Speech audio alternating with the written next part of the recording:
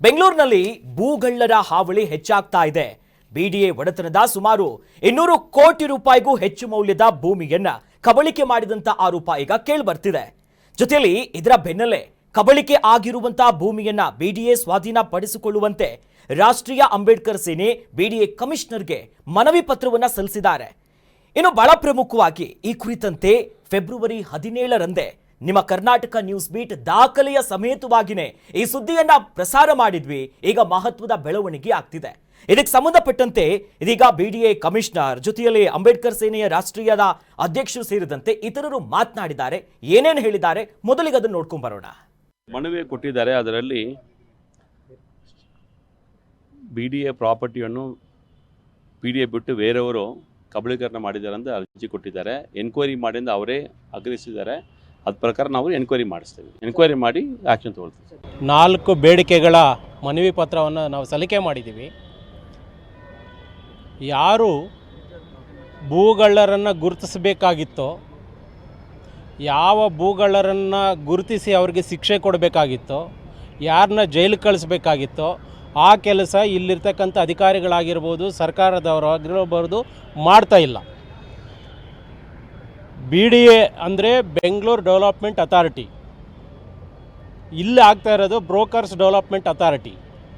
ಬ್ರೋಕರ್ಸ್ಗೆ ಮಾತ್ರನೇ ಇಲ್ಲಿ ಸ್ಥಾನ ಸಿಗ್ತಾ ಇದೆ. ನಿಜವಾದಂಥ ವಾರಸ್ದಾರರು ಏನಿದ್ದಾರೆ, ಇಲ್ಲಿ ಮಾಡಬೇಕಾಗಿರ್ತಕ್ಕಂಥ ಕರ್ತವ್ಯ ನಿರ್ವಹಿಸ್ತಾ ಇರ್ತಕ್ಕಂಥವ್ರಾಗಿರ್ಬೋದು, ಬೇರೆ ಬೇರೆ ಲೀಗಲ್ ಆಗಿರ್ತಕ್ಕಂಥವ್ರಿಗೆ ಯಾರಿಗೂ ಗೌರವ ಇಲ್ಲ. ಇಲ್ಲಿ ನಾನು ನೇರವಾಗಿ ಇಲ್ಲಿರ್ತಕ್ಕಂಥ ಮಣಿವಣ್ಣನವ್ರಿಗೆ ನಾವು ನೇರವಾಗಿ ಹೇಳಿದ್ದೀವಿ, ದಯವಿಟ್ಟು ಬ್ರೋಕರ್ಸ್ ಹಾವಳಿ ಇಲ್ಲಿ ತಪ್ಪಿಸಿ. ಬೆಂಗಳೂರು BDA ಏನಿದೆ, ಬೆಂಗಳೂರು ಅಭಿವೃದ್ಧಿ ಪ್ರಾಧಿಕಾರ ಪಶ್ಚಿಮ ವಿಭಾಗ ಮತ್ತು ದಕ್ಷಿಣ ವಿಭಾಗದಲ್ಲಿ ಹಲವಾರು ಸಾವಿರಾರು ಕೋಟಿಗೆ ಬೆಲೆ ಬಾಳುವಂತಹ BDA ಜಾಗವನ್ನು ಕೆಲ ಆಸಾಮಿಗಳು ಅವರು ತಮ್ಮ ಸ್ವಂತ ಉಪಯೋಗಕ್ಕಾಗಿ ಪಡ್ಕೊಂಡು ಅದರಿಂದ ತಿಂಗಳಿಗೆ ಲಕ್ಷಾಂತರ ರೂಪಾಯಿ ಬಾಡಿಗೆ ಪಡ್ಕೊತಾ ಇದ್ದಾರೆ.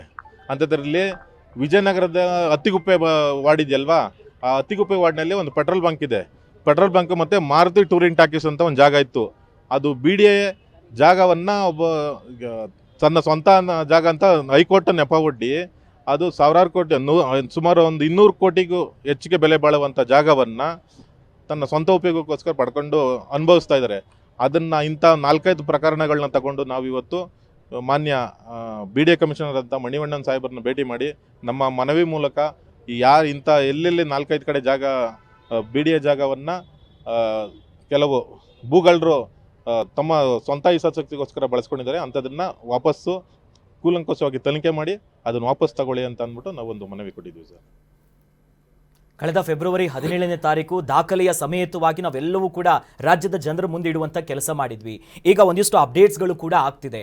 ಬೆಂಗಳೂರಿನ ಪ್ರೈಮ್ ಲೊಕೇಶನಲ್ಲೇ ಇಂಥ ಪರಿಸ್ಥಿತಿ ಆದರೆ ಇನ್ನು ಬೆಂಗಳೂರು ಎಕ್ಸ್ಪ್ಯಾಂಡ್ ಆಗ್ತಿರುವಂಥ ಕಥೆಗಳು ಏನು ಅಂತ ಇವತ್ತು ಈ ದಲಿತ ಮುಖಂಡರು ಏನು ಬಂದಿದ್ದಾರೆ, ಸಮತಾ ಸೈನಿಕ ದಳದ ಮುಖಂಡರು ಪ್ಲಸ್ಸು ರಾಷ್ಟ್ರೀಯ ಅಂಬೇಡ್ಕರ್ ಸೇನೆಯವರು, ಇವ್ರನ್ನ ಅಭಿನಂದಿಸಬೇಕು. ಯಾಕಂತಂದರೆ ಈ ಭೂ ಕಬಳಿಕೆ ವಿರುದ್ಧ ಬರುವಂಥದ್ದು ಇವರಿಗೆ ಅಲ್ಲದೆ ಇರುವಂಥ ಚಳುವಳಿ ಏನೋ ಹೋರಾಟವೇನೋ ಅನ್ನುವಂಥ ನಿಟ್ಟಲ್ಲಿ ಹೋಗ್ತಾ ಇತ್ತು ಅವರು. ಹೌದು, ಆ ಸಂಘಟನೆಗಳ ಹಾದಿ ಅದನ್ನೆಲ್ಲ ಬಿಟ್ಟು ಇವತ್ತು ಸಮಾಜಮುಖಿಯಾಗಿ ಈ ರೀತಿ BDA ಆಸ್ತಿಯನ್ನು ಕಬಳಿಸಿದ್ದಾರೆ ಅನ್ನುವ ನಿಟ್ಟಲ್ಲಿ ಇವರು ಬಂದು ನಿಂತಿರುವಂಥದ್ದು ನಿಜಕ್ಕೂ ಅಭಿನಂದನಾರ್ಹ. ಈ ರೀತಿ ಹಾದಿಯಲ್ಲೇ ಇವರ ಹೋರಾಟಗಳು ಸಾಗಬೇಕು, ನಿತ್ಯ ನಿರಂತರವಾಗಿರಬೇಕು. ಮೊದಲಿಗೆ ಅವರಿಗೆ ಅಭಿನಂದನೆಗಳನ್ನು ಸಲ್ಲಿಸಬೇಕು. ಇಲ್ಲಿ ಏನು ಬೆಂಗಳೂರಿನ ಚಂದ್ರ ಬಡಾವಣೆಗೋಸ್ಕರ 78-79ರಲ್ಲಿ 1 ಎಕರೆ 9 ಕುಂಟೆ ಜಾಗವನ್ನು ಬಡಾವಣೆ ನಿರ್ಮಾಣದ ಹೆಸರಲ್ಲಿ ಭೂಸ್ವಾಧೀನ ಮಾಡಲಾಗಿತ್ತು. ಅದರಲ್ಲಿ ಈ BB ರಾಮಸ್ವಾಮಿ ಗೌಡ ಅನ್ನುವಂಥವ್ರು ಚಂದ್ರ ಬಡಾವಣೆಯ ಸಂಬಂಧಪಟ್ಟ ಆ ಜಾಗವನ್ನು ಮೊದಲಿಗೆ GPA ಹಾಕೊಂಡಂಥವ್ರು. ರಂಗನಾಥ್ ಅನ್ನೋರು ಯಾರೋ ಮೂಲ ಜಾಗದ ಓನರ್ ಏನೋ ಇರ್ತಾರೆ. ಆ ಟೈಮಲ್ಲಿ ಇವ್ರು ಬಂದುಬಿಟ್ಟು GPA ಹಾಕೋತಾರೆ. ಏನು ಅಂತಂದರೆ ಈ ಮಾರುತಿ ಟೆಂಟ್ ಹೌಸ್ ಏನೋ ಮಾಡೋದು ನೆಪ ಇಟ್ಟು ಆ ಜಾಗವನ್ನು ಅವರು GPA ಹಾಕ್ಕೊಂಡು ಅಲ್ಲಿಂದ ಅವರು ಒತ್ತುವರಿ ಶುರುವಾಗುತ್ತೆ. ಹೌದು, ನಂತರದಲ್ಲಿ ಕೇಸ್ಗಳು ನಡೆಯುತ್ತೆ. 2000ರಲ್ಲಿ ಅಂದರೆ ಯಾವಾಗ BDA ಸ್ವತ್ತು ಅನ್ನೋದು ಬಂದಾದ ಮೇಲೂ ಕೂಡ ಇವರು ಇನ್ನೊಂದು ಅವಕಾಶಕ್ಕೋಸ್ಕರ 2000ರಲ್ಲಿ ಮತ್ತೆ ಹೋಗ್ತಾರೆ. ಅಂದರೆ 38 ಮತ್ತು 38A ಅಡಿಯಲ್ಲಿ, ಅಂದರೆ BDA ಜಾಗದಲ್ಲಿ ಯಾರಾದರೂ ಇಲ್ಲಿ ವಾಸ ಇದ್ದು ಅಥವಾ ಅವ್ರದ್ದೇನಾದ್ರು ಕಟ್ಟಡ ಆ ಸಂಬಂಧ ಇದ್ದಂಥದ್ರಲ್ಲಿ ಇನ್ನೊಂದು ಅವಕಾಶಕ್ಕೆ ಅಲ್ಲೊಂದು ಅವಕಾಶ ಇತ್ತು 38A ಅಡಿಯಲ್ಲಿ ಅವಕಾಶಗಳು ಇರುತ್ತೆ. ಮರುಪರಿಶೀಲನೆ ಮಾಡಿ ಅನ್ನೋ ನಿಟ್ಟಲ್ಲಿ ಒಂದು ಲೆಕ್ಕಕ್ಕೆ ಬರುತ್ತೆ. ಅವ್ರಿಗೇನಾದರೂ ಅಂದರೆ ಬೀದಿ ಬರುವಂಥ ವ್ಯವಸ್ಥೆ ಆಗುತ್ತಾ ಅನ್ನುವಂಥದ್ದು. BDA ಇನ್ನೊಂದು ಸರಿ ಪರಿಶೀಲನೆ ಮಾಡಿ ಅನ್ನುವಂಥ ನಿಟ್ಟಲ್ಲಿ ಅಲ್ಲೊಂದು ಅವಕಾಶ ಇರುತ್ತೆ. ಆ ಅವಕಾಶದಡಿ ಕೂಡ ಇವರು ಅರ್ಜಿ ಹಾಕೊಂಡಿರ್ತಾರೆ 2000ರಲ್ಲಿ. ಅದು 2025ರಲ್ಲಿ ತಿರಸ್ಕೃತ ಆಗುತ್ತೆ. ಆದೇಶದಲ್ಲಿ ಅವ್ರಿಗೆ ನಿಮಗೆ ಹಂಚಿಕೆ ಮಾಡಲು ಆಗೋದಿಲ್ಲ ಅನ್ನುವಂಥದ್ದನ್ನೇ ಇದಾಗುತ್ತೆ. ಭಾಳ ವಿಶೇಷವಾಗಿ ಇದರಲ್ಲಿ BDA ಅಧಿಕಾರಿಗಳು ಶಾಮೀಲಾಗಿರುವಂಥದ್ದು ಮೇಲ್ನೋಟಕ್ಕೆ ಹೇಗೆ ಕಾಣಿಸುತ್ತೆ ಅಂತಂದರೆ 2022ರಲ್ಲಿ ಇವರು ಪ್ರಕಟಣೆ ಕೊಡ್ತಾರೆ. ಚಂದ್ರ ಬಡಾವಣೆಯ 1 ಎಕರೆ 9 ಕುಂಟೆ ಜಾಗದ್ದೇನಿದೆ ಈ ವಿಚಾರದಲ್ಲಿ ಭೂ ಸ್ವಾಧೀನ ಮಾಡಲಾಗಿದೆ ಅನ್ನುವಂಥದ್ದನ್ನ ಸ್ಪಷ್ಟವಾಗಿ ಹೇಳುತ್ತೆ. 125 ಅಂದರೆ 100 ಕೋಟಿಯ 25 ಕೋಟಿ ಅಂದರೆ 125 ಕೋಟಿ ಆಸ್ತಿ, ಇದು ಬೆಲೆ ಬಾಳುವಂಥ ಆಸ್ತಿ. ಈ ಆಸ್ತಿಯನ್ನ ಭೂಸ್ವಾಧೀನ ಮಾಡಿಕೊಳ್ಳಲಾಗಿದೆ ಅನ್ನುವಂಥದ್ದನ್ನ ಪತ್ರಿಕಾ ಪ್ರಕಟಣೆಯಲ್ಲಿ BDA ಹೇಳುತ್ತೆ. ಅದರಲ್ಲಿ ಒಂದು ಮೆನ್ಷನ್ ಮಾಡಿರುತ್ತೆ, ಪೆಟ್ರೋಲ್ ಬಂಕ್ ಅನ್ನ ಕೂಡ ತೆರವುಗೊಳಿಸಲಾಗಿದೆ ಅಂತೇಳಿ. ಇವತ್ತಿಗೂ ಪೆಟ್ರೋಲ್ ಬಂಕ್ ಚಾಲ್ತಿಯಲ್ಲಿದೆ, ಖಾಸಗಿ ಒಡೆತನದಲ್ಲಿದೆ. ಹಾಗಾದ್ರೆ ಅವತ್ತು ನಡೆದಿದ್ದೇನು? 2022ರಲ್ಲಿ ನೀವು ಸ್ವಾಧೀನ ಪಡಿಸ್ಕೊಂಡಿದ್ದನ್ನ ಸುಪರ್ದಿಗೆ ಯಾಕೆ ಪಡೆದುಕೊಂಡಿಲ್ಲ? ಸ್ವಾಧೀನ ಪಡಿಸ್ಕೊಂಡ ನಂತರ ಆ ಜಾಗವನ್ನು ಸುಪರ್ದಿಗೆ ತಗೋಬೇಕಿತ್ತು BDAಗೆ, ಯಾಕೆ ತಗೊಂಡಿಲ್ಲ? ಮೊದಲಿಗೆ ಅವತ್ತು ನಡೆದಂಥದ್ದು ಏನಿದ್ರು ಭೂಸ್ವಾಧೀನ ಅಧಿಕಾರಿ ಯಾರಿದ್ರು, ಯಾವುದಕ್ಕೆ ಎಷ್ಟೆಷ್ಟು ಖರ್ಚಾಗಿತ್ತು, ತೆರವುಗೊಳಿಸಿದ ಪೆಟ್ರೋಲ್ ಬಂಕ್ ಯಾಕೆ ಚಾಲ್ತಿಯಲ್ಲಿದೆ ಇನ್ನೂ, ಈ ಬಗ್ಗೆ ಯಾಕೆ ಕ್ರಮ ತಗೊಂತ ಇಲ್ಲ? ಇದನ್ನು ಮಾಡಬೇಕಾಗಿತ್ತು. ಇವತ್ತು ಆ ದಲಿತ ಮುಖಂಡರು ಏನಿದ್ದಾರೆ, ರಾಷ್ಟ್ರೀಯ ಅಂಬೇಡ್ಕರ್ ಸೇನೆಯ ಅರ್ಜುನ್ ಗೋಪಾಲಯ್ಯ ಅವರು ರಾಷ್ಟ್ರೀಯ ಅಧ್ಯಕ್ಷರು, ಹಾಗೆ ಸಮತಾ ಸೈನಿಕ ದಳದ ವೆಂಕಟರಮಣಪ್ಪ ಮುಖಂಡರು, ಚಳುವಳಿ ನಾಗೇಶ್ ಅವರು, ಕೆಂಚಯ್ಯ ಅಧ್ಯಕ್ಷರಿದ್ದರು. ಇವರೆಲ್ಲ ಸೇರಿ ಇವತ್ತೇನು ಮಣಿವಣ್ಣನವರಿಗೆ ಮನವಿ ಕೊಟ್ಟರು, ಆಧರಿಸಿದ್ದು ಕರ್ನಾಟಕ ನ್ಯೂಸ್ ಬೀಟ್ನ ಆ ಒಂದು ವರದಿ. ಫೆಬ್ರವರಿ 17ನೇ ತಾರೀಕೇನು ನಾವು ವರದಿ ಮಾಡಿದ್ವಿ. ಆ ವರದಿಯನ್ನು ಆಧರಿಸಿ, ಸುದ್ದಿಯನ್ನು ಆಧರಿಸಿ ಅವರು BDA ಮುಂದೆ ಇವತ್ತು ಬೃಹತ್ ಪ್ರತಿಭಟನೆಗೆ ಕರೆ ಕೊಟ್ಟಿದ್ರು. ನ್ಯಾಯಾಂಗ ವ್ಯವಸ್ಥೆಯಲ್ಲಿ ಪ್ರತಿಭಟನೆಗೆ ಸ್ವತಂತ್ರ ಉದ್ಯಾನವನ ಬಿಟ್ಟರೆ ಮತ್ತೆಲ್ಲೂ ಅವಕಾಶ ಇಲ್ಲ. ಹಾಗಾಗಿ ಮನವಿ ಪತ್ರ ಕೊಡೋದಕ್ಕೆ ಅವಕಾಶ ಆಯಿತು. ಮಣಿವಣ್ಣನವರಿಗೆ ಅದಕ್ಕೆ ಸಕಾರಾತ್ಮಕವಾಗಿ ಸ್ಪಂದಿಸಿ ಅದನ್ನು ಏನೋ ಒಂದು ಚೌಕಟ್ಟಲ್ಲಿ ತರ್ತೀನಿ ಅನ್ನುವಂಥ ಭರವಸೆಯನ್ನು, ನೋಡ್ತೀನಿ, ಪರಿಶೀಲಿಸ್ತೀನಿ ಅನ್ನುವಂಥ ನಿಟ್ಟಲ್ಲಿ ಮಾತಾಡಿದ್ರು. ಆದರೆ ಇವತ್ತು ಈ ಭೂಗಳ್ಳರು ಏನಿದ್ದಾರೆ, ಪ್ರಭಾವಿ ಅಂತ ಏನು BB ರಾಮಸ್ವಾಮಿ ಗೌಡ ಕುಣಿಗಲ್ನ ಮಾಜಿ ಶಾಸಕರು ಪ್ರಭಾವವನ್ನು ಬೀರಿ BDAನೇ ಇವ್ರು ಕೊಂಡ್ಕೊಂಡ್ಬಿಟ್ರ, BDA ಅಧಿಕಾರಿಗಳನ್ನೇ ಕೊಂಡ್ಕೊಂಡ್ಬಿಟ್ರ.